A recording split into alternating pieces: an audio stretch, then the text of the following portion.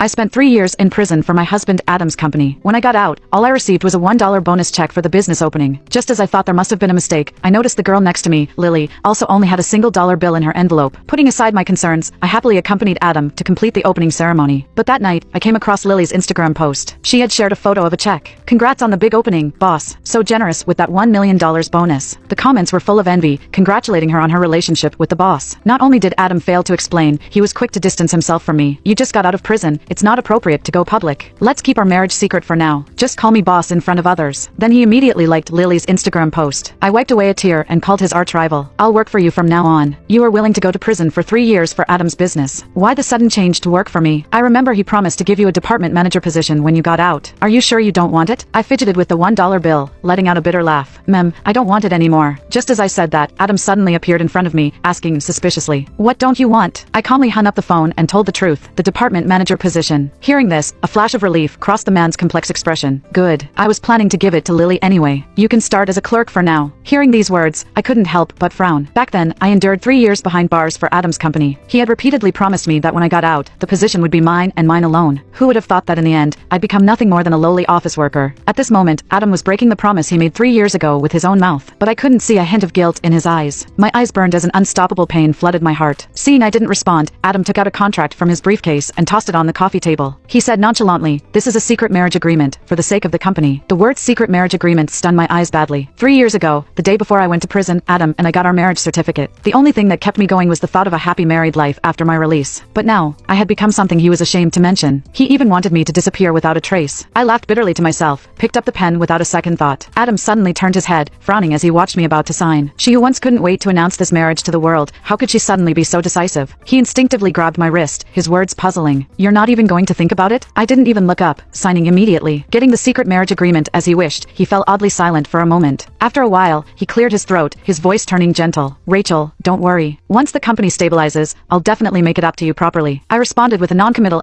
just as the company WhatsApp group lit up. Lily had become the company's first department manager, with all the employees offering congratulations. "You've been by the boss's side these past 3 years, we've all seen it. This position is well deserved. I think Lily will be the boss's wife soon, right? We'll have to get on your good side from now on." Immediately after, Lily sent a shy emoji, tacitly accepting everything. I still think Rachel is luckier. She went to prison for 3 years and can still be a clerk at the company. The boss really spoils her. Knowing the truth, she was clearly mocking me. I struggled to look away from the screen, inadvertently catching Adam staring at his phone. The smile on his lips was a tenderness I had never seen before. It made me wonder, was his secret marriage to me really for the company, or was it for Lily? To fulfill the secret marriage contract, Adam moved from the master bedroom to the guest room. Besides that, he also made it crystal clear I wasn't allowed to ride in the same car as him. I couldn't talk to him at the company, only call him boss. And his relationship with Lily was just an act. I wasn't allowed to make a fuss about it. After explaining everything, Adam disappeared for 3 days. It wasn't until I took a day off work with a fever that he bothered to call me. "You've only been working a few days, and you're already taking time off. Aren't you being a bit dramatic? You'll have to go to the hospital yourself. I'm still on a business trip. I can't take you." An expected result. I mumbled a vague